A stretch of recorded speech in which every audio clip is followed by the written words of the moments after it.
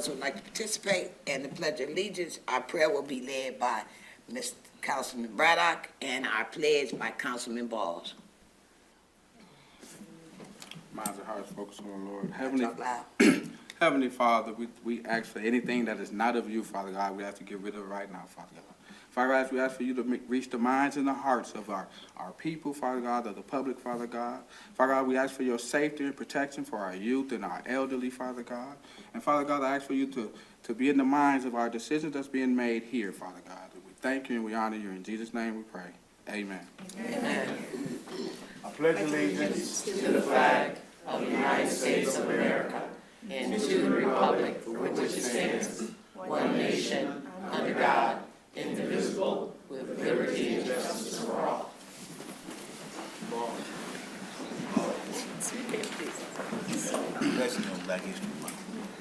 Council persons, I need you to push your mic back up because it'll muffle to the people listening at home. I need you to talk louder, please. Talk like you're screaming.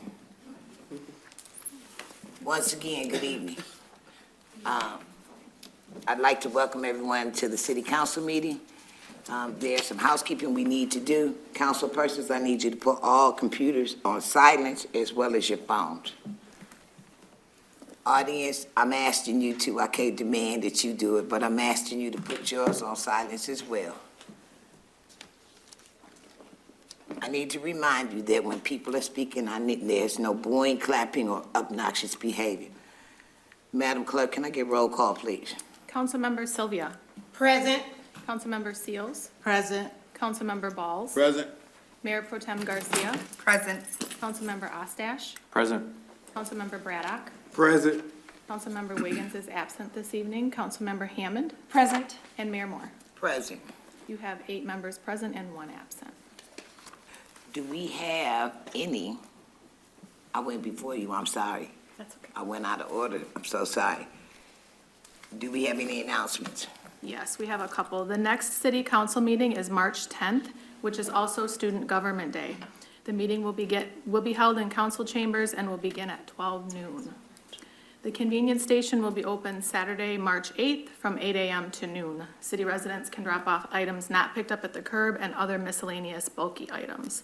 Mayor, that takes us to public hearings. This is a public hearing. It is for property owners that received a single lot special assessment notice to the state of their objectives. Speakers will be limited to remarks only that relate to this topic. You have 3 minutes to speak. Speakers should not address council as a whole. There is not a question and answer period at this time. Any support document that you have, please hand it to the clerk.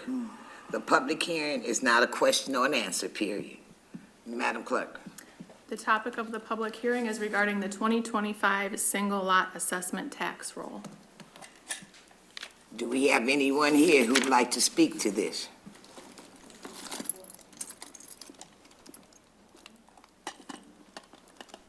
Do we have anyone here that would like to speak to this issue?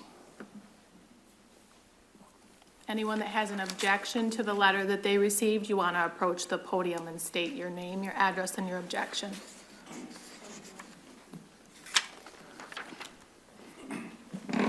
My name is Paul Webb. I own a property on Sheridan Avenue. I was assessed... Sir, I'm sorry, what's the full address? Oh, the full address is 3353 Sheridan Avenue. Okay, my objection is I got a bill for weed cutting of my property. As you know, last year Sheridan was under construction. It was getting repaved.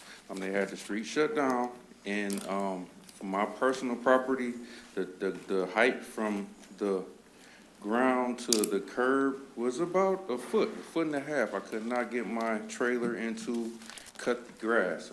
They cut my grass for me. I did not get notice or pre-notice. Nobody let me know that, hey, you need to cut your grass. So I would have made arrangements. I was not able to make arrangements until I got my bill, and it was already done. So I am contesting the bill that I received, because of the situation, of my street last year. Okay, That's we all I heard can you. That's all we can do is listen at this Gotcha. point. Gotcha. Okay, so that's all I need to do. Thank you, sir. Thank you. Is there anyone else who'd like to speak to this topic or this matter? Hi, I live at 922 Cherry Street. Last year in July, we had our yard cleaned up. However, I got a notice in May stating that it needed to be cleaned up, so I did do this. When I looked at my camera in July, they took a lot of personal items that were next to the fence, such as a big water slide the kids like to use. It was deflated and set next to the fence. Plus, they took our outdoor table that was next to our house, some tools that were sitting on that table, and they took a garbage can lid, a gutter, a piece to our gutter, and they also took our do not trespass sign and threw it all in the truck. Is there anything else? They emptied one garbage bag from our front porch Yep. from our garbage can. The piece of the gutter was actually hooked to the gutter. It's the plastic piece that makes it so the water runs down so it doesn't hit the foundation.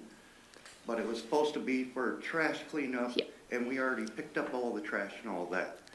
And they just gave it, Plus- but they never got a certified letter after the one that got in the mail to say when the property needed to be cleaned up by, and it was cleaned up. Yep, and plus, I'm on disability, and he just had a heart attack, so he's out of work. So we are unable to afford the bill that they sent us. 500 and something. Yep. With this question, we're listening to you tonight. Yep, that's all we have. Thank you. Thank you.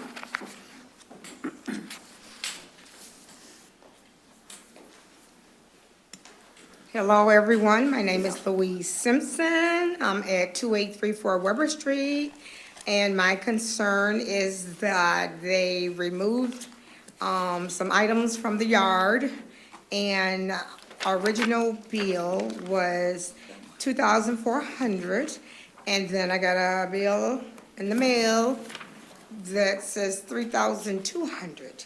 So I'm like, okay, I don't know what happened, and I have been paying on it, not like a lot, because I just had eye surgery done. And so I've been paying on it every month since July, and to let them know that I am gonna pay, and I'm gonna increase the pay as I go. Well, like I said, I just had surgery done on my eyes, and I just would like to get it to where it's supposed to be, so that I can make sure we're all on the same page. And I do have notations here, if you'd like to see them. Give that to you, Miss Nicole. Okay, and I'll sit down and get out the way. Thank you. Thank you. Is there anyone else who'd like to speak to this topic?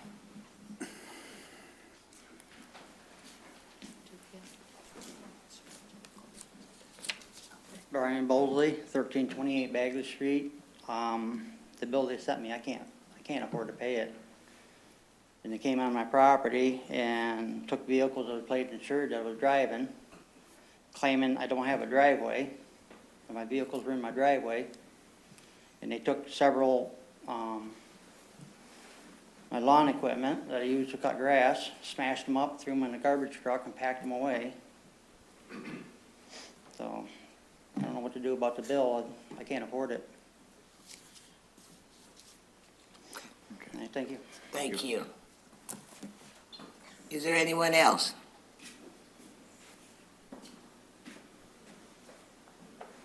Second time, is there anyone else who'd like to speak to this public hearing? Third and final time. Is there anyone else who'd like to speak to this public hearing? I need a motion to close the public hearing. So moved. Second. It's been moved and supported. All those in favor signify by saying aye. Aye. All those opposed, nay. Madam Clerk, Takes us to public input. please speak clearly I'm sorry, the clerk will call you to the podium. Please speak clearly so that we understand. Do not direct your questions to any particular council person. This is not a question and answer period as well. Madam Clerk. Our first speaker is Connie Russo. No, Connie. On to Melanie Velasco. How about Daryl Darley?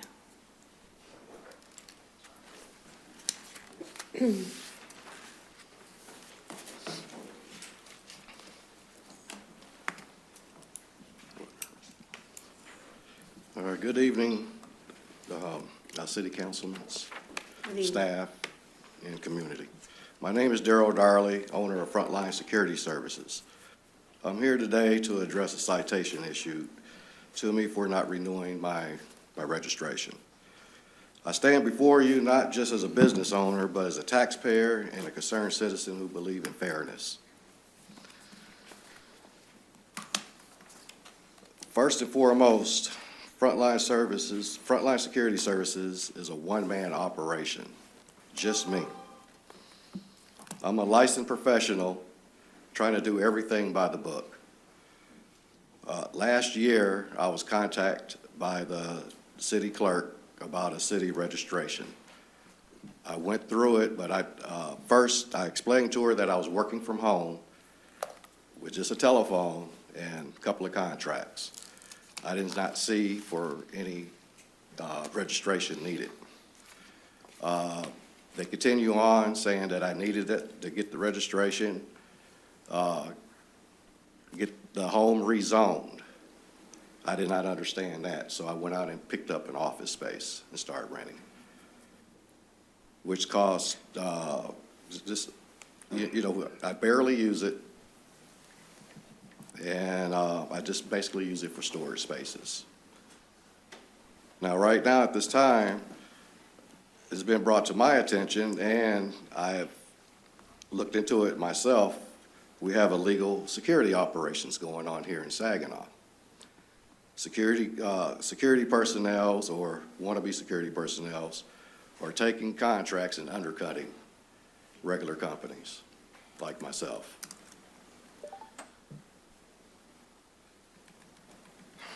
Let's be clear. These unlicensed security providers are not just hurting legitimate businesses like mine.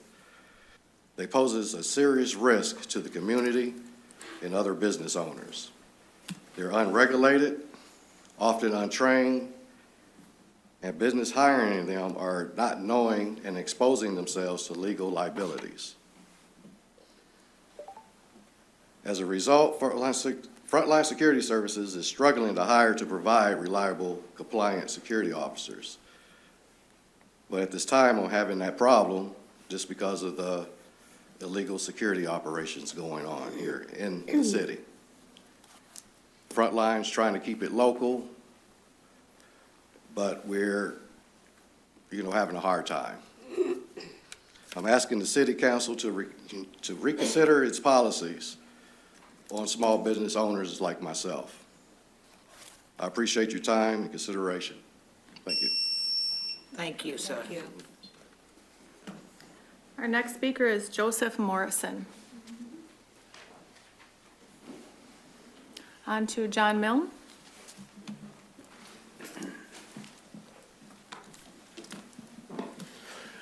Good evening, Madam Mayor, City Council members, and staff. My name is John Millen. I reside at 508 West Remington Street. I'm here tonight to speak about the proposed welcoming community resolution and its evident flaws and misconceptions. I find myself in total agreement with the mayor's initial reaction when it was first presented at the February 10th council meeting. What is the need for this resolution? It is a solution in search of a problem. It is based on fears, fostered on rumors, and will have real-world consequences if enacted. It reiterates the broadly based commitments in our city's mission and value statements, most recently updated during the strategic planning session held in January. The resolution is flawed in its first statement referencing perceived immigration status. This is an attempt to deflect from the author or author's focus on racial profiling. It is clear that an open use of the phrase racial profiling would deprive the resolution of any support from the beginning. Its continued use throughout the resolution illustrates the resolution's roots in fear and rumor.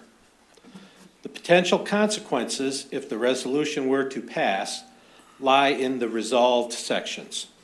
Each of the 4 sections contain language which could put the city in conflict with federal policy or local rules, from labor law to presumption of guilt of the alleged or supposed violations of civil rights.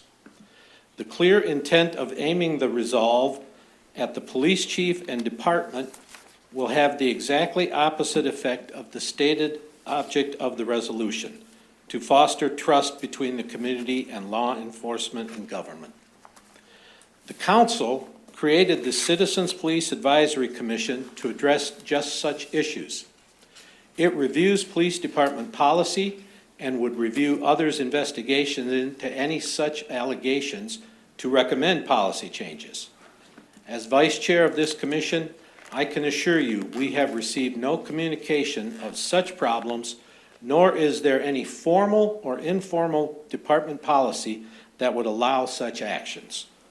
This proposed resolution deserves sober consideration and to be swiftly voted down. Thank you. Thank you. Mayor, that takes us to remarks of council. Council members, you have 3 minutes as well. You will be timed. Please watch the clock. We'll start tonight with Councilwoman Hammond. Thank you very much. So I attended, I need you to pull that mic back out and just speak louder. I attended this past week, the Planning Commission meeting, where we reviewed our zoning overhaul. So that's happening in several parts. And I found it to be very informative. I was privileged enough to be able to get the full copy of the zoning rewrite. I do believe that that's going to be at the topic of our first citywide meeting that's currently being planned, which I'm very, very excited for. And I hope to be able to participate fully in that meeting. And with the intent of making sure that the community has the opportunity to not just be informed of the changes, but inform the changes themselves. Because zoning is something that was created in this community in order to have certain neighborhood effects. You're not allowed to have corner store businesses in certain neighborhoods. The businesses that many of the generations before us were very proud of in our neighborhoods are no longer allowed to be built, are no longer allowed to be maintained in neighborhoods because of zoning laws. So this is something that was done to the community back in the 50s, 60s, and 70s, and now we're undoing some of these worst practices and replacing them with best practices. So I'm really excited for the community to have a forward-thinking voice on this. I also attended the MCOG meeting this past February 20th. It was really great. It was all about housing. And I had an enormously productive conversation with the Housing Stock Committee. We talked a lot about the dollars that are currently out there for housing rehabilitation. Most of it is not available for entitlement cities, which Saginaw is. However, with a lot of the people at that table, I was very excited to see, several of our county commissioners there, a lot of folks representing our local governments. But was very unfortunate at that meeting was there was kind of an elephant in the room, an unspoken fear about what happens to housing when we have cuts coming from the federal administration.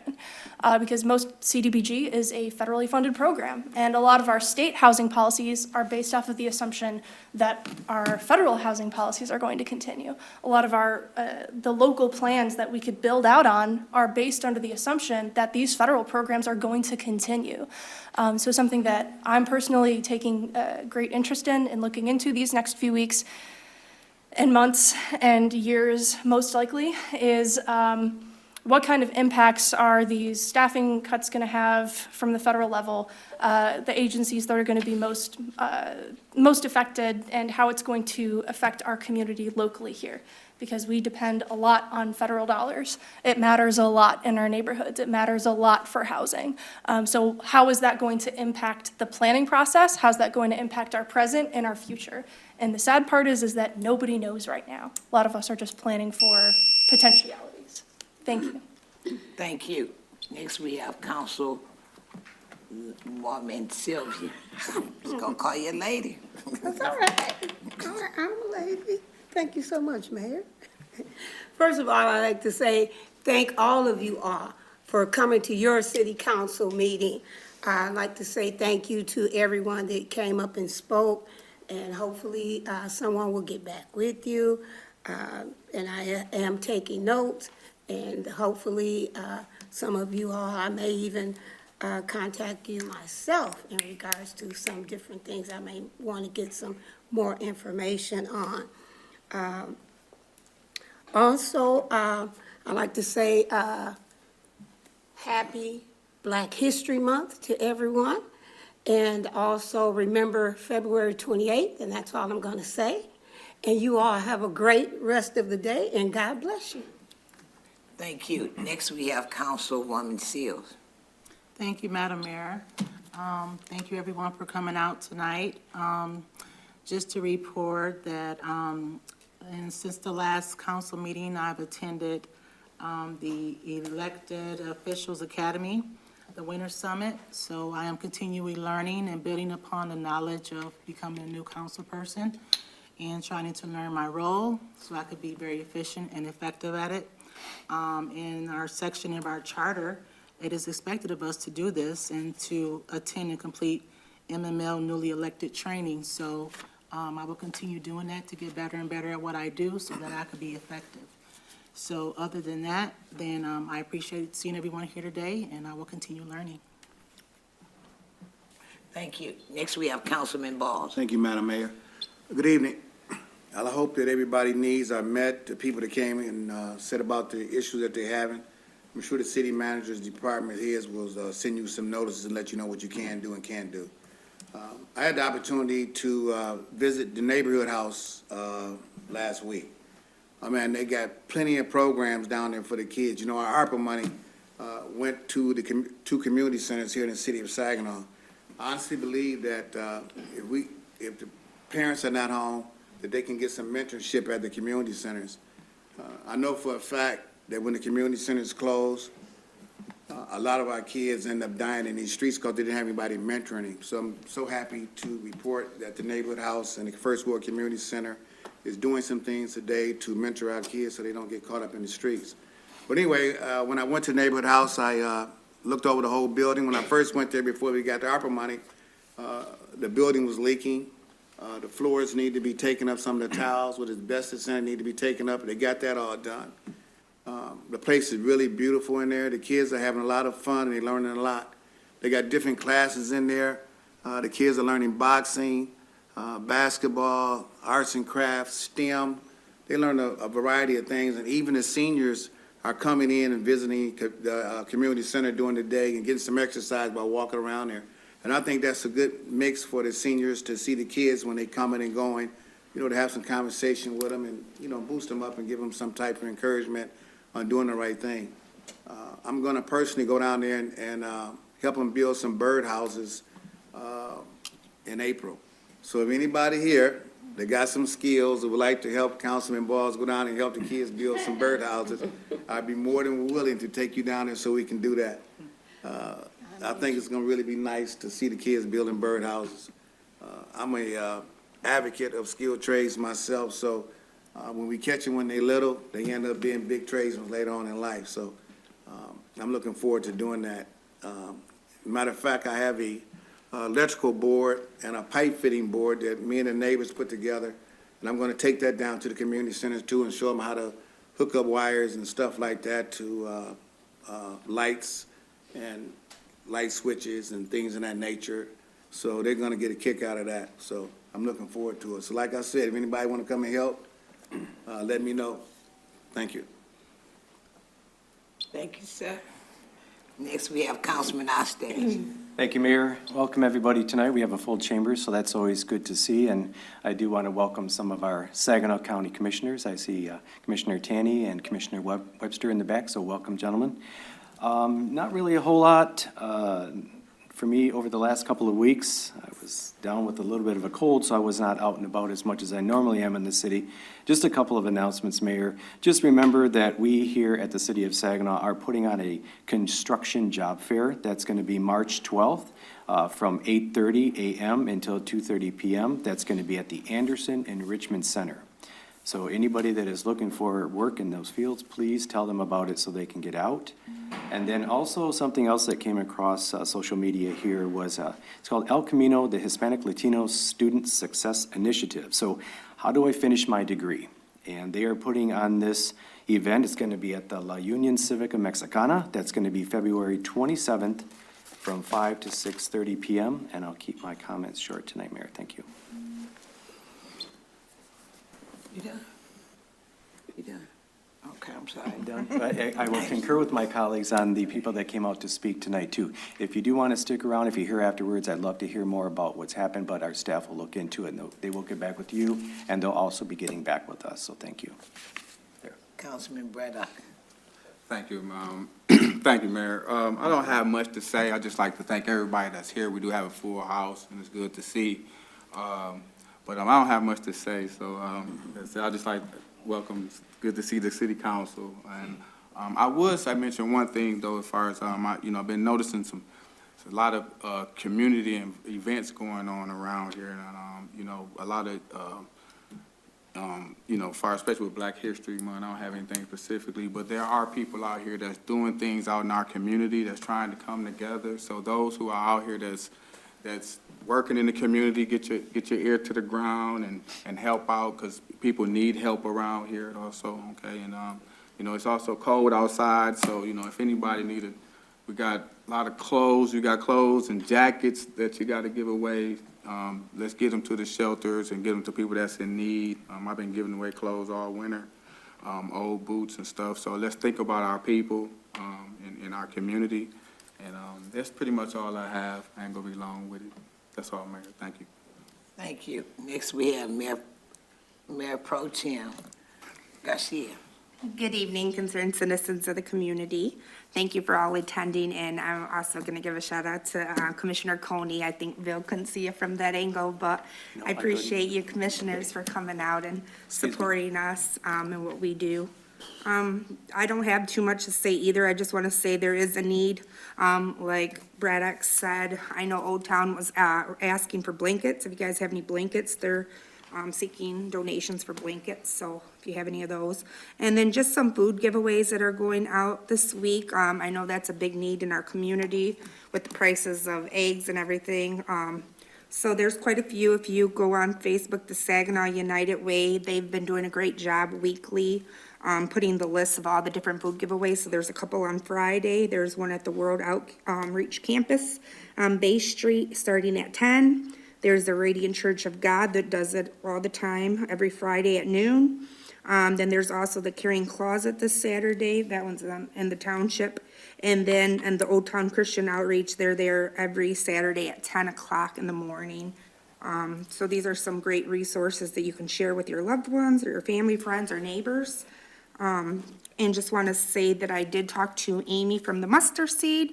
I ran into her, and I'm always networking even when I'm not. And she said they're always looking for volunteers. I know I get a lot of people that ask me for volunteer opportunities, so you can always get with me, and I'll find somewhere to put you. Everybody's always looking for volunteers, and I know sometimes people can't do it during the weekdays or maybe the weekends, so. But there is definitely a need, and there's a lot of good people that are out there that are trying to do good things for the city of Saginaw. This weekend, my Friday and Saturday consists of doing the Advanced Summit that Ms. Ceza talked about. I did that, and it was cut into my weekend, but I enjoyed it because I'm a lifelong learner, and it's good to know when you're on council, what your role is and what you're allowed to do, the budgeting, finances. Like I said, first year I got on, I sat back, I observed everything to make sure that I was doing the right thing and making the right decisions for my city. So I'm just keep learning and learning because I'm trying to grow and I want to be able to help what I do in my position, So I'm just excited for next month that we get to go to Lansing and we'll get to learn a little bit more and network with other, the cities, so it'll be nice with different, council members and city managers and stuff like that, mayors, so. That's all I have, and, February 14th, my grandson was born, so I have a Valentine's baby, my second one, yes. So, thank you guys, and have a good night, God bless. Okay, I guess it's my turn. The biggest highlight for me in the last week or so was the outhouse race. It was so cold, but I had so much fun, coldness and all.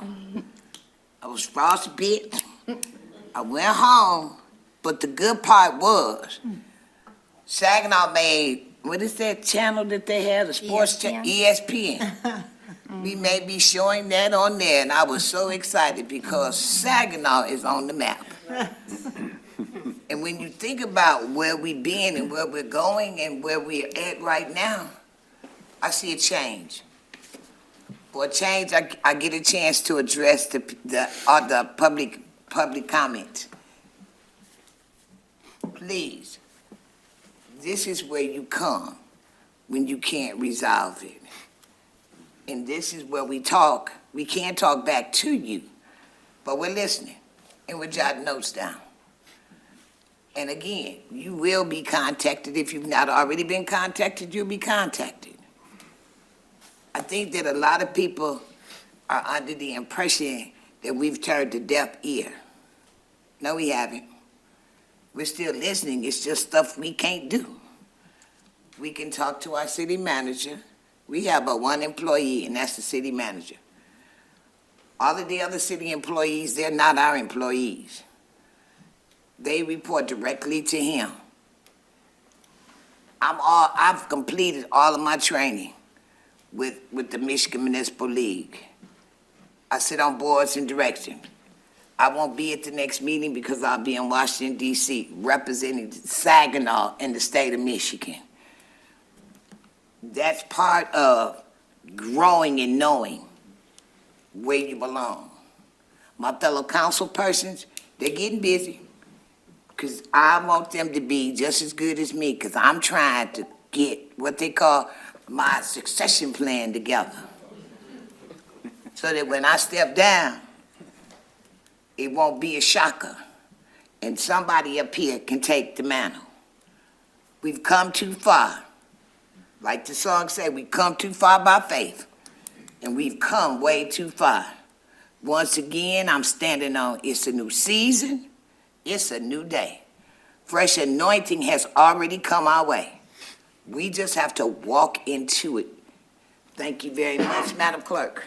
Mayor, that takes us to reports from the manager. Thank you, Madam Mayor. So the first item, I do want to repeat, the clerk mentioned the Student Government Day. That's Monday, March 10th. Student Government Day allows local high school students an opportunity to learn about city government functions by spending the day with elected officials and city staff. The event is co-sponsored by the American Legion Post 22, and this event has been ongoing since 1927, so it's almost 100 years old. Council members, if you're interested in spending, I think they start at 8 a.m. If you want to spend the whole day with the students, please contact my office, and we'll get you signed up for that. If not, there's a lunch at 11, I believe, and then we'll be here at noon for the meeting. As we've mentioned a few times, and we'll keep saying it till we get to the date, we are having the Saginaw Contractor Job Fair. You can join local employers in the city of Saginaw for the job fair on March 12th, 8:30 to 2:30 at the Anderson Enrichment Center. Everyone's welcome to attend. We have 11 organizations who are going to be there now. Employers, union organizations, and trades will be represented. It's for people who are just getting out of school or anyone looking to change a career. It's a great place to start, and I want to really thank the city's HR department and Councilman Balls for coordinating and planning the event. Looking forward to that. And also, related to our strategic planning session, the city's technical services department, the city manager's office, and strategic planning consultant have developed and posted an online survey as the next step in our planning process. It's a chance for citizens to provide their opinion on various focus areas, including economic development of the urban core, public safety, and changes they would like to see to revitalize their neighborhoods. The input we receive from the residents will be integrated with the other information to create our goals and action items to guide the city plans in the years to come, and we're going to have that link up. It's currently on the homepage of the city's website. That'll be up until March 24th. If you attended the city-county school liaison meeting, the last meeting, we talked a little bit about the Arthur Hill Lumberjack statue and the Saginaw school sign. The school's district saved both of those items, and we've been working with them on a location. So we met with them, and I think we have a preliminary location to propose to the school board. Dr. Roberts is going to propose that, and we'll probably bring that back to the City-County School Liaison Committee. And it's likely going to be on city property, so we'll bring an agreement back to council. But I wanted to provide an update on that for you. So we are working on that. So I think it'll be a good location. They might not be out there immediately as they're completing some of the construction there at the school district, but it's good to have that planning process almost complete. And finally, there will be a Riverfront Park community meeting here at City Hall tomorrow at noon in council chambers. So that's open to everyone. It's an opportunity to understand the planning, design, and development process for our new Riverfront Park, discover features of the park, redevelopment plan, and share your thoughts, ideas, and concerns. The meeting is going to be hosted by the city and featuring Scape, who are here this evening to present the plan as currently envisioned. So without delay, I would ask them to come to the podium and provide you that update. So they've been working with us for, it's probably been a couple of years now. Yeah. So look, we're getting closer, so we're getting close to the bid documents, so I'll turn it over to them. Good evening, and thanks for having me. It's great to see familiar faces and a few new ones. And so I was here in October of last year, presented the progress of where we were at with the Riverfront Park planning, and really excited to share where we've come in the last 4 or 5 months. So it's very hard to read, but bigger picture, you can see the middle bar with the orange. We went through a period of public engagement along with schematic design. So we have along the way, since the meeting in October 2024, put an online survey out where we got 200 plus responses. It was a really great response rate. We had 2 open table events in October. We had an open house event at the SVRC Marketplace that's right next to the site, and then we also had some information at the Trunk or Treat in October as well. A lot of people came through. There was a lot of fun there. And then we've been doing a lot of outreach to different neighborhood association groups. We've been able to schedule 1 meeting to date, but are really excited about the meeting that we have tomorrow, where we'll hopefully have a lot more folks in attendance to provide some feedback. So throughout the survey and what we've heard about, we thought we'd just summarize some of the things that folks have told us. So overall survey statistics, it ran from October 14th to November 22nd, and we had 235 responses overall. One thing we asked is, what do you do while you're at the riverfront today? So here's some of the word clouds that people kind of pointed out. Exploring, picnicking, biking in nature, fishing, going to the river, walking, sitting, exercise, relaxing. So this was a really great starting point for us. Again, it's very hard to read, but I'll just try to read a couple of these. Someone said, ride the bike trail from Potoff Park down to the Anderson Enrichment Center. So highlighting the importance of the bike trail. Walking with your granddaughter, who's 4, looking at birds, river, and collecting sticks and rocks for a craft project. So really thinking about habitat and that connection to nature as well, which is really amazing at the waterfront. So we asked folks, what kinds of amenities would you like or not like to see more of on your riverfront? The top responses were walking paths, public art, bike paths, playgrounds, and more seating in quiet spaces. So that was really informative for us. What types of events would you like or not like to see more of on your riverfront? The top responses here were farmers markets, which is great because this place is right next to the SVRC. Outdoor small concerts, like smaller, more local-based concerts, and winter festivals, like how could we engage the park in the wintertime as well. And then finally, thinking about water connection and the fact that this is a park that's on the river, which is a pretty valuable and exciting site. What would you like to see more of for a river-based activity? And a lot of folks said educational signage, and actually more habitats and plants at the water's edge for wildlife. Other top responses were boat access, fishing, bird watching, kayaking. So there seemed to be a lot of excitement. We just asked people also just to kind of give us one word that describes how they want to feel when they come to the park. The top one was safe, peaceful, relaxed, pride, and hopeful were some top responses. So big picture, there's kind of the big takeaways were in 3 buckets: programming, community, health and safety, and ecology and environment.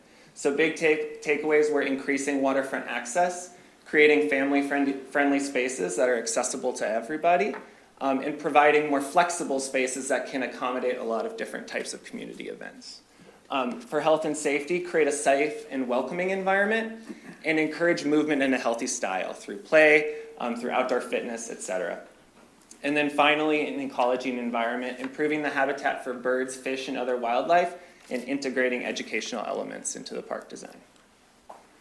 So, how have we done that? But before that, so tomorrow we're really excited. We're doing 2 meetings. We already talked about the community meeting that will be hosted here in Chambers. We're also going to, in the morning, do a workshop with Saginaw High School students as well. We did one during the master plan. It was really great. They sort of designed their own park. We're going to do a follow-up with them and show them how their input affected and shaped the design. And so this is kind of showing the park location, and you can see this is just placed on the neighborhood association map, and we're hoping to use this for the meeting tomorrow so everyone can kind of see where they fall within relationship to the park along the riverfront. So, design progress. So this is the park today. It's on South Water Street, Hoyt Avenue, Thompson Avenue, and then you can see Washington is the larger avenue there. Some kind of key takeaways that we heard: more walking paths and places to sit, boat access to the park, more plants and habitat at the water's edge, more access to the waterfront, family-friendly spaces, and educational and fun play features. And so this is what we presented last time.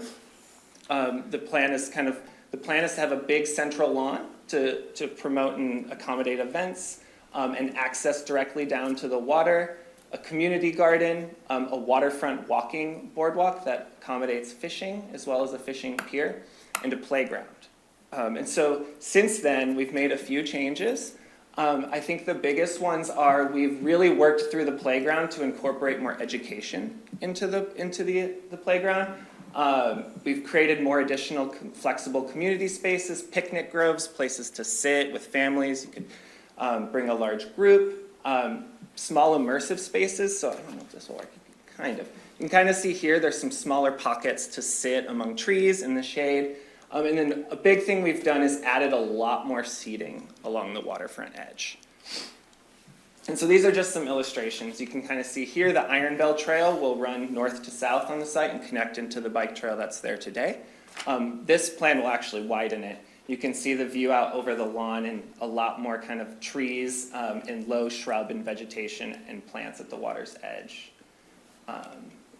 This is a view of some of the playground elements. Through a lot of our meetings, there was a lot of excitement about the logging industry on the Saginaw River and creating a play element that's kind of inspired by the logs for kids to kind of learn about that history of their city. This is a view of the waterfront, incorporating a lot more seating and a lot more amenities for fishing as well. You can see the pier in the background, as well as providing boat access. This was something that a lot of folks asked for. How could we actually come to the site from the water as well? And then this is a view of the fishing pier in the performance space. So there's some stepped areas to sit. This is a small stage where there could be a small music performance, poetry, dance, whatever that may be, a cultural performance, and then a pier out to the water for fishing. And so this is the final overhead view. And that's all we have to share. It was a short presentation, but we had a lot last time, so really happy to share where we're at now. Do we have any questions? Yeah. get you next. Thank you so very Councilwoman much. Sylvia. Thank you very much for your presentation. I've got a couple questions. One question would be, and I haven't heard you mention it previous or today, but have you all met with the businesses or the business owners in the area? And if you did, what became of those meetings, if you've had those? That's a great question. We haven't been able to meet with specific business owners, but what we did was send many business owners in the area the survey and ask them to distribute that to their employees as well. So our hope is that many people had an opportunity to at least contribute to the survey.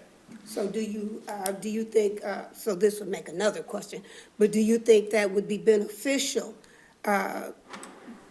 just to meet with the business owners and/or those businesses in that area? Because the businesses and the business owners would definitely probably have a whole different take or view probably on some of this. So would that be something maybe, there's a thought that you would probably do I think something it's like certainly that? something we could work with the city manager to set up. I will say, though, that before the park design, there was a master planning process, and there was a really large stakeholder group with a lot of representatives from the healthcare industry as well as other business owners in the area. So that interest is represented in what you see, but I think a follow-up meeting could also certainly be something that we could work to think about setting up.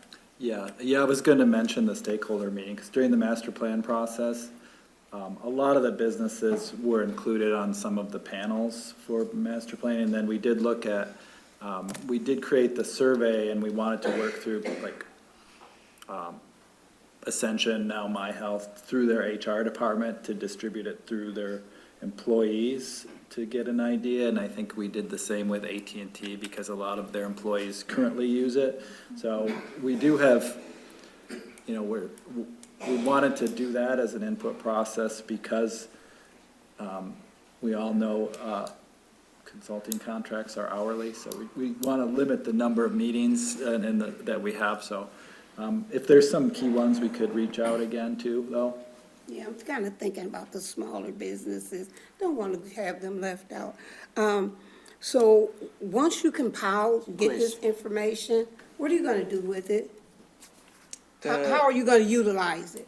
You're not just going to get the information and say, oh, I've got this information. How do you plan? And I know that might be a big, question like that, but if you can just maybe get me in a sentence or a couple sentences, how do you plan on using this information that you've gathered from the citizens and stakeholders? So that's a great question, and the reason we're doing this is so that citizens can have a stake in the development of the design. So when we hear input, that shapes how we actually design the space. And so what I tried to do in the presentation was walk you through, okay, there's a park there today. Here's the enhancement of the first round of concept that was from the input from the master plan, which was really stakeholder driven. And then we went through the public engagement process in the fall through October and November, used that information and had one more pass at the design to incorporate some of those community asks. So you will be incorporating. Okay, thank you so very much. Of course. Councilwoman Hammond. Thank you. So I have a couple questions for you and then a couple questions for Manager Morales, not about this presentation, so I just want to make sure. Okay, but those questions to him can wait till we get done with this. Absolutely, thank you.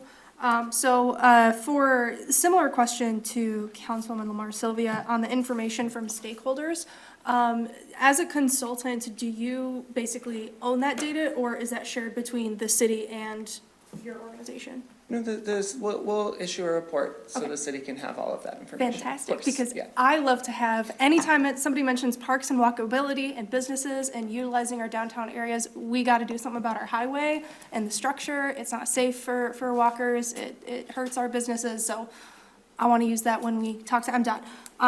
The second question that I have, so I intend on attending the meeting tomorrow, and I have a billion questions. Hopefully I can ask them all in that meeting. Is that going to be an open session for Q&A and everything? So if I come with 1.5 million questions, we'll be able to go through them all? Yeah, well, we want to make sure there's equitable time for everybody who has questions, of course. And, you know, we have a time limit, so We fair have a time point. limit? What's that? As in for the meeting or for speakers, or? Oh, no, for the meeting, like, we're not going, we can't be there all day. Consultant contracts are I'll do hourly. it. Yeah, we'll be sharing questions the same presentation, we'll be sharing the same presentation tomorrow that you just saw. Okay, Yeah. thank you. Thank you, I'll see you tomorrow. Okay, Hey, looking forward can to you it. announce one more time, the time and location for tomorrow's meeting?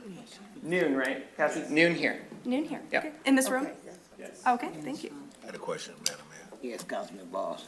The parking lot, is that gonna be created by the park, or is that already an existing parking lot? The parking lot that you see in this image, It'd be on the north side, it'd be the north side of the, park near the, Great Lawn? that's a lot that's there today that the AT&T employees park in. Oh, that's what I was concerned about. Yeah, Is that that's- lot owned by AT&T? I believe it's city-owned, but It's city-owned, it's leased by AT&T right now. You gonna allow the park people to park there? Cause I'm wondering where they're gonna park at. Yeah, we're working with AT&T on sharing parking there. Okay. So we don't have a parking area for the park?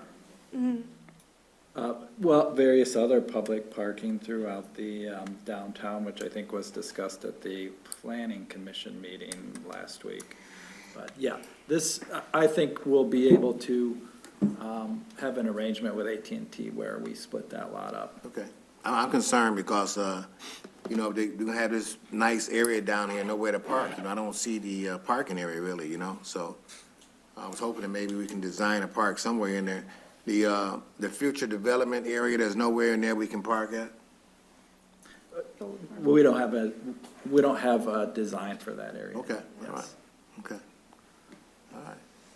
I guess we'll get to it when we get to it, that's for sure. All right, thank you. Councilman Ostash. Thanks, Mayor. So in the original design that you had presented, the boat docks, you had like the pier that came out, and then that's been switched now, is what I'm yeah, seeing. we relocated those boat docks along, you can kind of see the long Yep. bulkhead there Okay. to keep the pier more open just for fishing. Okay.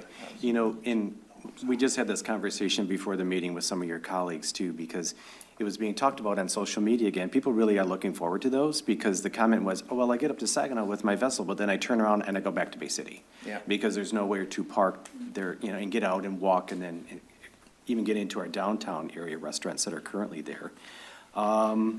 So yeah, I'm excited about that. And just a comment, I'm glad you engaged the youth at the high school, because a lot of times that's what we hear, and we as council members hear that too, is nobody's listening to us. And they are the future that's gonna be living here once we get a little older. Yeah, I share that same sentiment Speak for yourself. personally. Also, though, I think we were really excited by hearing that Saginaw United was, Yes. so when we started this, Okay. it had not opened yet, but now that it's open, we're gonna be there tomorrow. And Absolutely. it's right near the park, it's within Exactly, walking distance. So exactly. it's, you know, it can be something that the kids could actually even learn in potentially.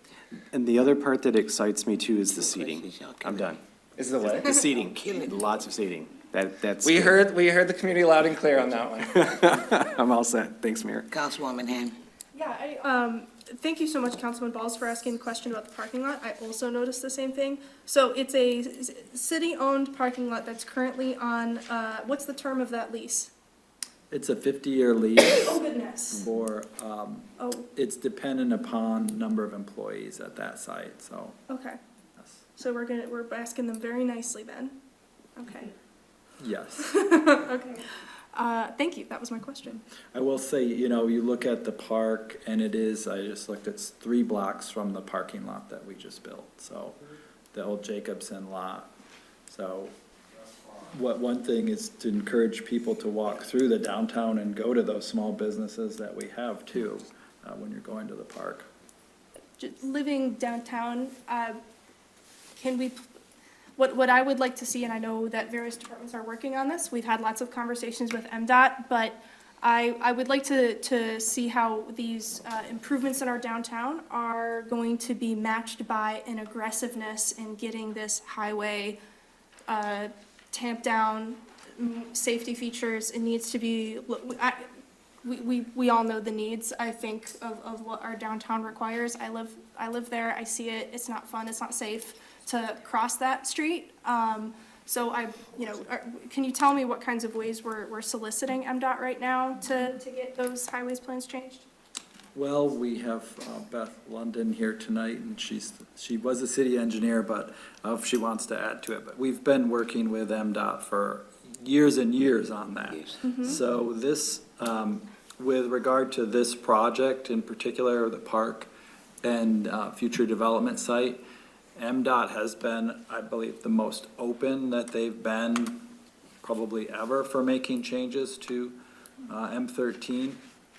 And I know Beth will correct me if I'm wrong, but I think MDOT is working with a consultant to look at traffic calming on M13 from probably right about the post office to the Saginaw Club, I think is the area they're looking at. So we're pretty encouraged by that because that is not only an M road, I believe it's a federal gold truck route, which is very difficult to change. We had talked to former Congressman Kildee about that too, and once we mentioned it was a federal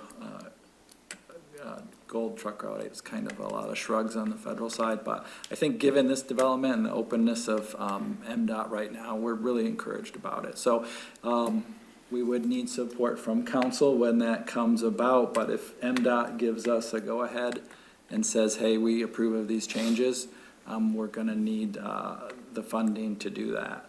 So, and I would recommend when they say, when it's allowable to do it, because you never know with turnover there where it could change in a few years. So we want to be able to move quickly if they do approve that. One more question, man. Yes. So the way I'm reading this thing here, construction documents, October 2025, so that means that the park won't be done until 2026? That's a great question. We don't have a construction schedule yet. We have a schedule through which we can finish design and deliver construction documents to the city. The construction timeline isn't set. Okay, well, all right, we'll let you slide with them right now, but I'm seeing October 25th with the construction documents, so I would imagine that in 2026, they should be breaking ground. Yeah, that's generally up to the contract. The contractor will submit a schedule. I think the city can help define those parameters, but we can't actually give that schedule, but we can give when we will deliver it for bid.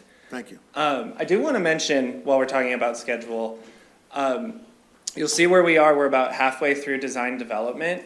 So it's really important that tomorrow there's great participation, because it is the last really opportunity in the design process for the community to give a say, to actually shape it. So tell your constituents if you have time to show up if they're really interested, because this is really the last opportunity to provide that input. Because we have to get into the documents. Thank you. I'd like to thank you. It's quite informative. We are aired right now, so everyone at home listening and those in the chamber, if you can, please try to make it so that you don't say we didn't ask. We don't know what you want if you don't do your input. So this is an opportunity for citizens to play a part. And as for the parking, council members, you got that lot where is it? The communication is, it's a lot of parking over there. Because I go there now, and we don't have a design. But we have that little walkway that I like going through. I like that. So remember, Rome wasn't built in a day. And we're just getting back up on our feet. So it's a start. But I thank you so much, you and your team. Any other questions?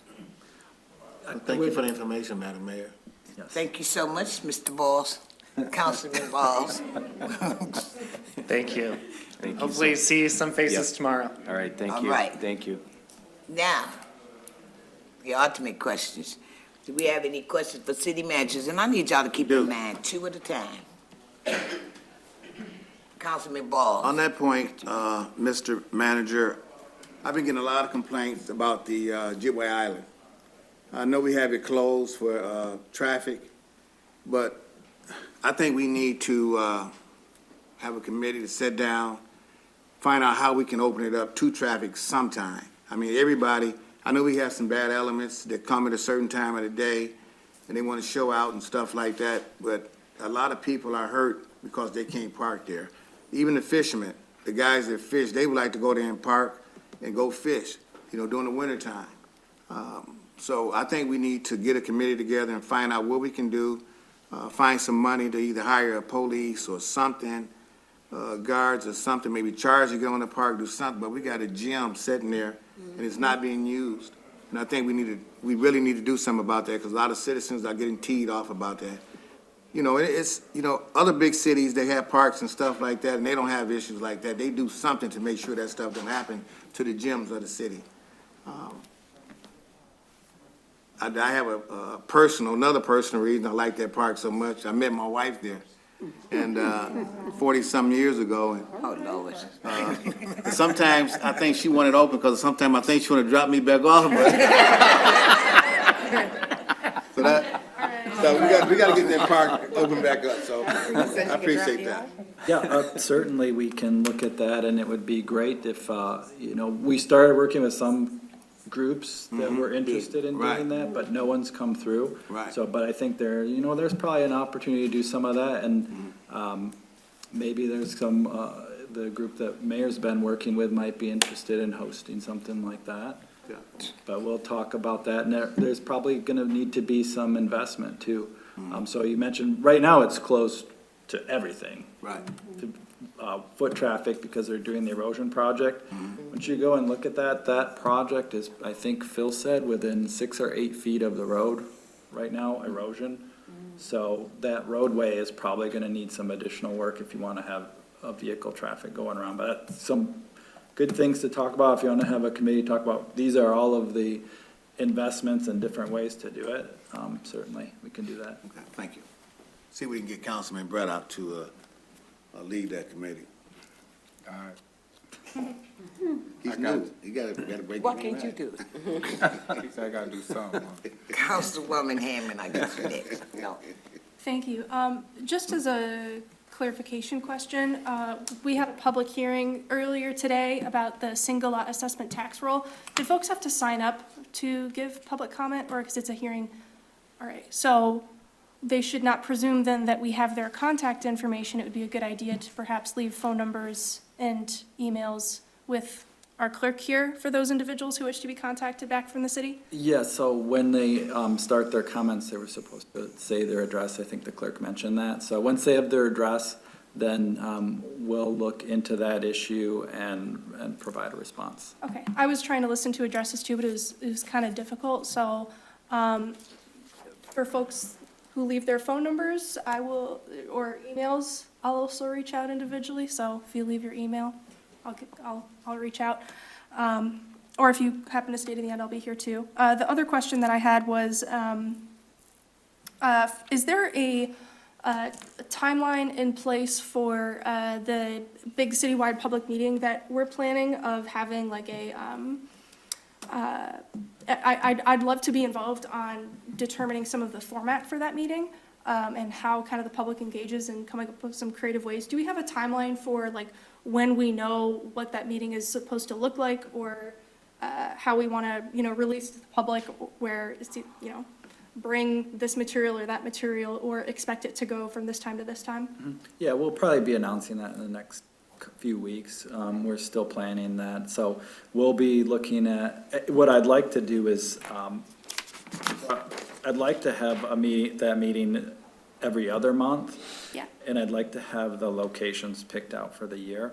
So, various locations, whether it happens to be a, community group co-hosting it or a neighborhood association co-hosting it, but we need to have locations that are big enough, to accommodate potential number of people. I mean, the biggest, I think the largest citywide meetings, we probably had maybe 60, 70 people. So that's the area we're looking at. It all depends on the topic too. So once we get the first one planned, I think we'll have a better idea, and then we'll move forward with those topics, but. Thank you. Councilwoman Sylvia. Thank you so very much, Mayor. I just have one, two. When we were talking about, you were talking about the job fair, and I know different things are online or whatever, but you said there's 11 organizations. Can you just, for informational purposes, just cite those 11 organizations? Off the top of my head? I can name, so the Saginaw County Do your Road. best.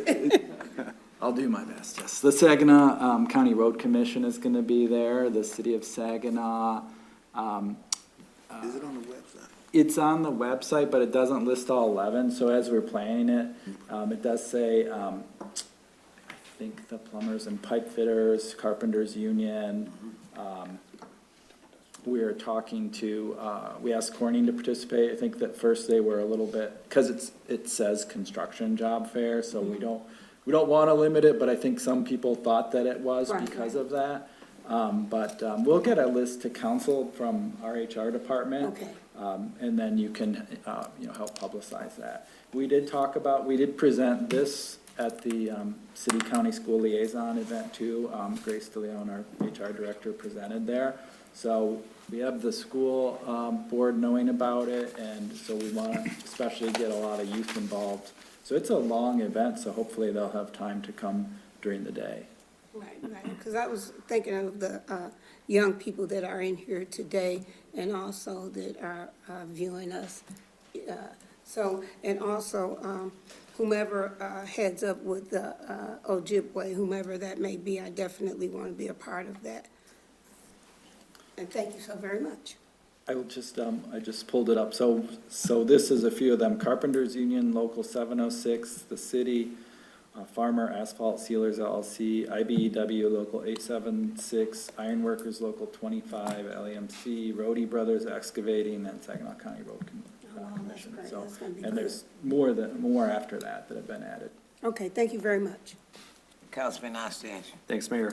Going back to the Ojibwe Island Committee, if you guys put that together with 4 council members, count me in.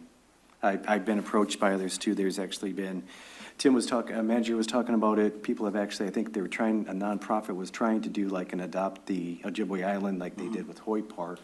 But Councilman Balls too, like you said, people have talked about some sort of a security guard shack at the front, and looking at our budget, I might even have some funding ideas that would be available for us to fund that. So let's talk on that. Just a comment to the manager too, because there's a lot of things being said here tonight, and it just goes back into my mind. So we talked about the AT&T parking lot and the lease with AT&T. I know I'm gonna get close, Tim, but it goes back to 2008, 2010. I think Greg Branch was the mayor at the time. Yeah, probably about that Yep, time. so that's kind of where the lease started on that. So we're already about 15 years in.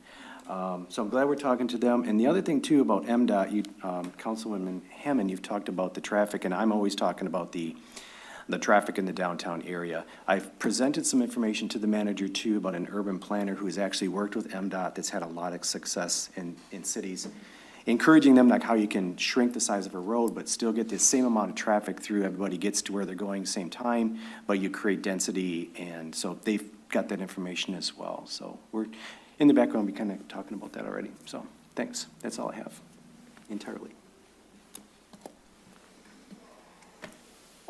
Any other questions for the city manager?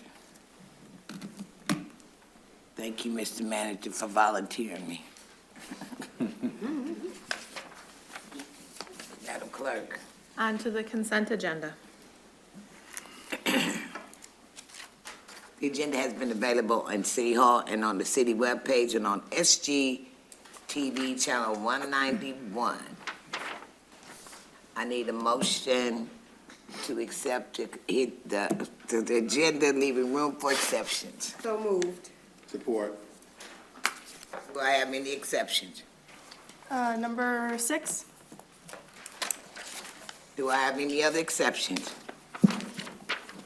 Hearing none, all those in favor signify by saying aye. Aye. All those opposed, nay. Item number 6 is to approve the purchase with Berger Chevrolet Incorporated for $25,940 for a 2025 Chevrolet Trailblazer LS all-wheel drive for the fire department. That was Councilmember Hammond. Hello. Hi. Thank you. I remember having a conversation with you a couple months ago. We had the infamous deer hit, $17,000 car repair on that. We had a conversation about insurance, which is of course crazy for the city.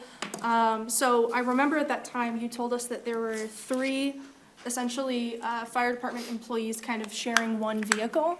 And so is that $17,000 repair now completed? Yes. Okay, so is the doubling up still happening with employees sharing, multiple employees sharing one vehicle, and that's the necessity for this purpose? Yeah, so this vehicle would be for the community engagement coordinator, who is the new position that we've had for a few months now, who one of their primary missions is the opioid curriculum. And currently, the vehicle that he is in is a 2006 plow truck, because that's the only vehicle that we had available. The issue is, obviously, I probably don't have to explain too much. It's a 2006. It's very old and worn. What we're trying to do with that vehicle, because it is used for plowing, it gets beat up, so we're basically trying to utilize that vehicle until it either A, dies, or B, becomes too expensive to maintain. So what that's done now is we've had to pull that vehicle away from, it's typically stationed at Station 4 on State Street, and have to utilize it for him. So basically, I looked at how do we get a cost-effective vehicle so that that vehicle can be used as intended, and this was the best answer I could find. And it's also, as I noted in the CC, but for everyone, just so they can understand, it is funded by unanticipated revenue from the sale of fire apparatus. So obsolete fire apparatus that we had that we no longer needed, we sold, and that revenue is being utilized to fund this purchase. Okay, so when you say used as intended, you're talking about the dual purpose of a plow truck and a community, this vehicle for the community engagement coordinator? I might not understand. I apologize. So because that's what you said before, that the current 2006 vehicle is currently doubling as a, did you say a plow truck, or did I mishear you? So the 2006 is a plow truck. It's a 2500 work cab, so just a 2-seater, right? 2500 Chevy, and it is not ideal. It's got very bad gas mileage. Yeah. It's not really designed for what we're using it for right now, but it was the best option we had available at the time. Okay, so is this vehicle going to be used on emergency service calls, or is it just for the purposes of community engagement? So my plan is to get lights and sirens on it because, and this is a little long-winded, I apologize, but we have the fire safety trailer that we have to tow around, and that weighs approximately 12,000 pounds. So in order to do that, you can't use a half-ton vehicle. It has to be a 3/4 ton or larger. We have a 2500 at Station 1 that we can utilize for that. However, that vehicle is also kind of a common theme here. You see, like, we try to maximize the usage of our vehicles, right? I'm a firm believer every single person doesn't need a vehicle, every single job doesn't need a vehicle. Let's try to do what we can. But the issue is that vehicle also serves as a backup if the battalion chief vehicle is out of service. So my thought with this community engagement vehicle is that if we're utilizing that Station 1 pickup truck, the 3/4 ton, to pull the safety trailer, which this person will be doing a lot of, this vehicle, the Trailblazer, will be available it can serve as a backup for the battalion chief if that vehicle, their primary vehicle, goes out of service, if that makes sense. It does, thank you. I know I'm explaining a lot of things. No, that was a great explanation, I really appreciate it. I'll have a motion to approve. Support. It's been moved in support. All those in favor signify by saying aye. Aye. All those opposed, nay. Madam Clerk, Takes us to board, commission, and committee reports.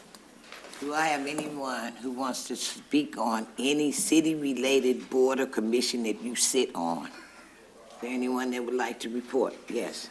Thanks, Mayor.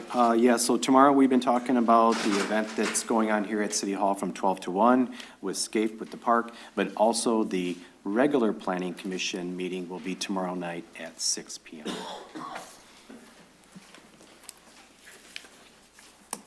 Madam Mayor, I don't have anything to report, but I would like the fire chief to come and explain the school program for seniors, so we can get that to the citizens and let them know. I don't know if he reported that any time, about the seniors that go to school and come in and work at the fire department, and that they can end up being a firefighter after a year. Is that right? Mayor, we're not at that point No, where he we're can. not at that point. Okay. I'm sorry, but the Fire Academy? Yes. At SCC? Yes. If you'd like, we can set that up for Student Government Day. Beautiful. Great opportunity. Okay. Is that on the website too?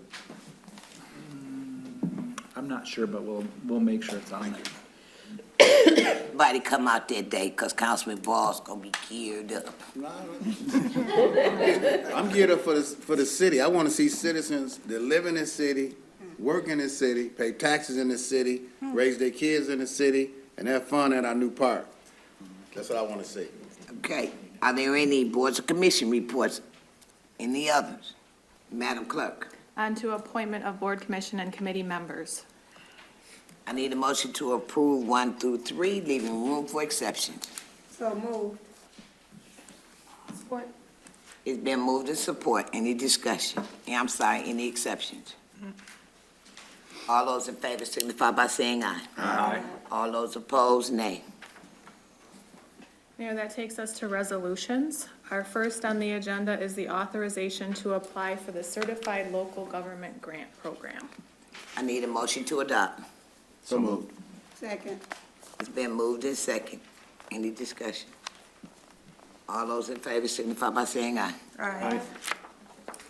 Madam Clerk, Our second resolution is approving the MDOT cost agreement 25-5059 for the historic Cass Street brick pavement restoration and Adams Street reconstruction from Michigan Avenue to Niagara Street.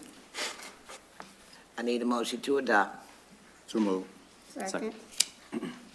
All those in favor, I'm sorry, in discussion. All those in favor signify by saying aye. Aye. All those opposed, nay. Madam Clerk, Our third and final resolution is affirming Saginaw as a welcoming community and committing to the protection of all residents. I need a motion to adopt. So moved. Second. Are there any questions? Yes, Madam Mayor, I have a question with number 3. Yes. It seems as if, I can go into discussion with this? Or just go into it? Yeah, Okay. go into discussion. This affirming the City of Saginaw as a welcoming committee through this resolution is redundant to everything that we did on January the 31st, which I think Mr. Mile just talked about, and I was very happy that he did speak on that earlier during the public input. He talked about it being based on rumors and fears, but I just want to base it off just the work that we put in as a council and also as a staff, a city staff. We put in a lot of work to review and to enhance our vision statement, which literally states that the City of Saginaw, with a focus on collaboration, will be a welcoming community that promotes healthy living, individual and neighborhood growth, stimulating business development and innovation, and fosters entertainment and educational opportunities for all. That's right. That is our current vision statement. And so with this resolution, it seems like it is overkill to what we already, and who already we said we were going to become, and what we saw ourselves to be in the future as our vision. So I'm looking also at it from the perspective of the city staff, Madam Mayor, because they did send us some communication about recent actions being taken by the federal and state government regarding sanctuary jurisdictions. And so just becoming more aware from their perspective and reading that and understanding that, These are adopted executive orders and resolutions coming from the state and federal level, also proposed legislations. These are bills which are on the floor right now that could potentially affect our city in a negative way. So I proposed, why are we trying to adjust our vision and to make it a resolution, make it an ordinance? It's redundancy to me. I don't feel that we need it as a council, as a city. This is our vision, this is who we are, this is who we say we're going to be. So thus, I think we should just cast this down as a council. Any other questions? Yeah. Comments? So this is the resolution that I brought forward, and I'll be very direct about where this comes from and the development of this resolution and where it is right now. Because the current version that you have is very, very different from what I handed out last time. And that was the process of staff review, but it was mostly the process of having very, very important discussions with community organizers who do work around immigration. And the reason for this resolution was, it's true that fear is a factor.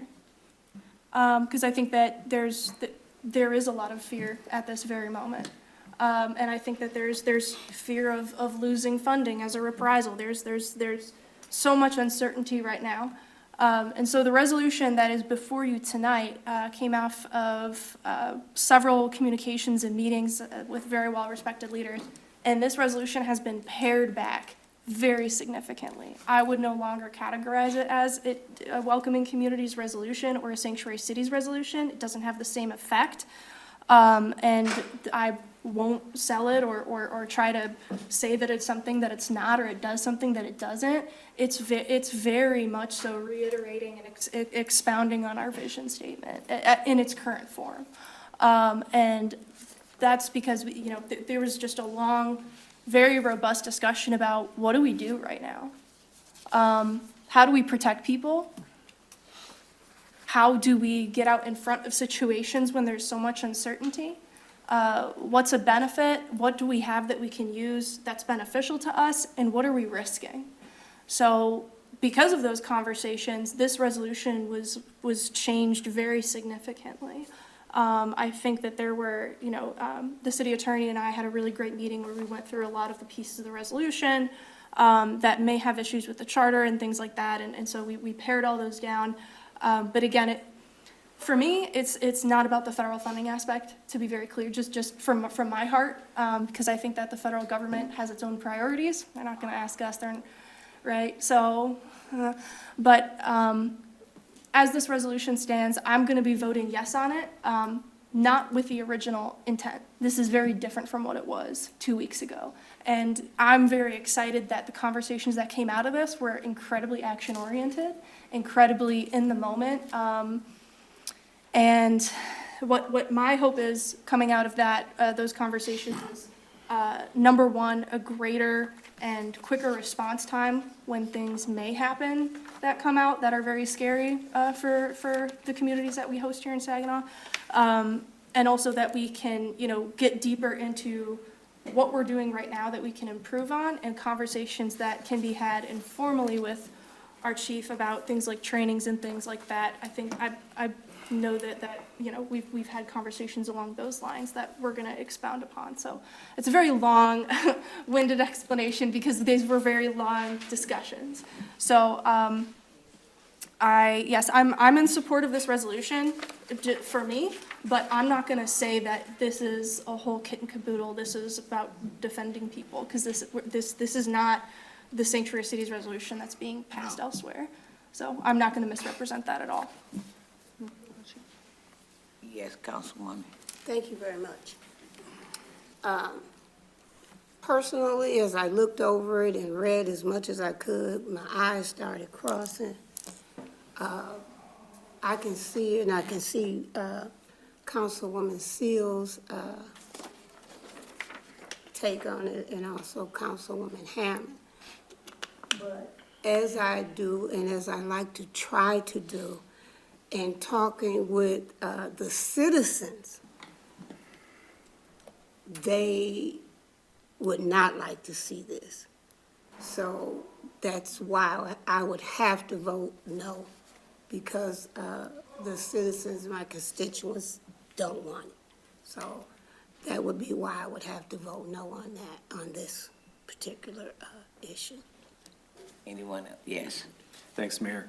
I'm going to concur with Councilwoman Lamar Sylvia and Councilwoman Seals.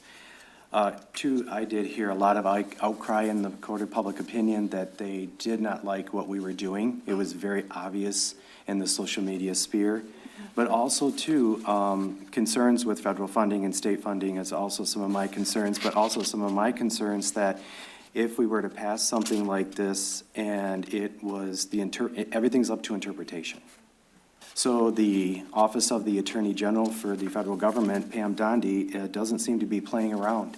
And if you look at Section 3 of her order, it says anything that if you are going to obstruct prosecutors' violations of federal laws, they're looking to prosecute. And I don't think that I'm going to put that on my shoulders. But first and foremost, my citizens, a lot of them have come to me, they do not like it. They would not like to see us pass it, so thank you. Yes. Madam, if I'm not mistaken, all it says is that Saginaw, affirming Saginaw as a welcoming community committed to protecting our citizens. It's not saying we are a sanctuary city or anything like that. I would like to ask our attorney, what's her take on this sentence? It's not saying we are a sanctuary city. Well, as has been commented on, things are subject to interpretation. And I can't make any predictions as to how, for example, the federal government might perceive this, how the state government might perceive this. It does include language about immigration status, and that could possibly put it into the sanctuary jurisdiction realm. Okay, I just thought it was, this one sentence was it. I see that we have a lot more, so I do understand, yeah. And we don't want to get ourselves in a pickle with the, whatever that guy name. And just to clarify, again, there are two very different versions of this resolution. One was included in the council packet, that was available to the public. The other was presented last meeting, and then that went through the review process with staff, which involved, my input as well, which was a really great process, by the way. I'm very happy that there was the time to do that, so thank you. But yes, it was very different from what was proposed 2 weeks ago. Madam Mayor, I would just want to add something to this, because there's talk about, where do people go for questions or resources? So the city of Saginaw, we have hosted with the Michigan Department of Civil Rights, an organization called ALPACT for years, I think probably over 10 years. And it's Advocates and Leaders for Police and Community Trust. One of the points of having that group and working with the Michigan Department of Civil Rights is to engage community leaders from various groups, and so that they know the individuals in the city. And I can tell you that when the president of the MAC attends those meetings regularly, and when he heard from people in the Latino community about concerns, he did feel comfortable enough to reach out to Chief Ruth and talk to him about some of the concerns he had and what does the Saginaw Police Department do and so on. And then, our exercise in having that group is so that that can happen, and then he can reach back out to the community that's going to be contacting him, and he can relay those thoughts. And if they have additional questions, that trust that's been built there it worked exactly as it was intended. So I wanted to assure council, and you can take that back to organizations, that's what happened when these questions came up, and that's how it's designed to work. I'd like to call for the question. I had a question, though, on this matter, as far as, do we have any? He just called for the question, so I'm Go ahead. sorry. Go ahead. Call for the question in the debate. Did you get a second? He called for it's called for the question. I've got the motion, but I don't have a second. Second.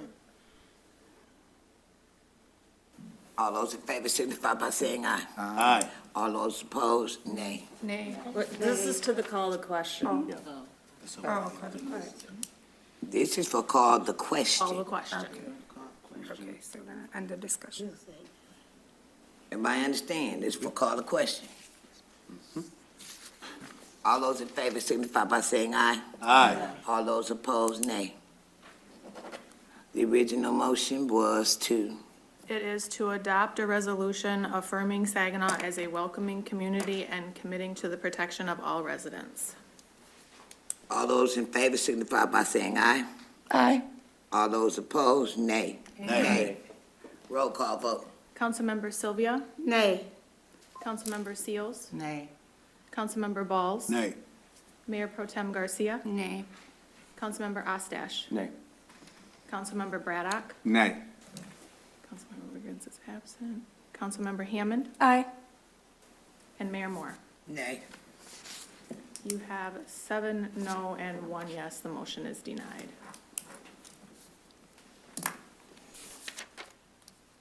Takes you to miscellaneous business. Do we have any motions? No motions. Good thing.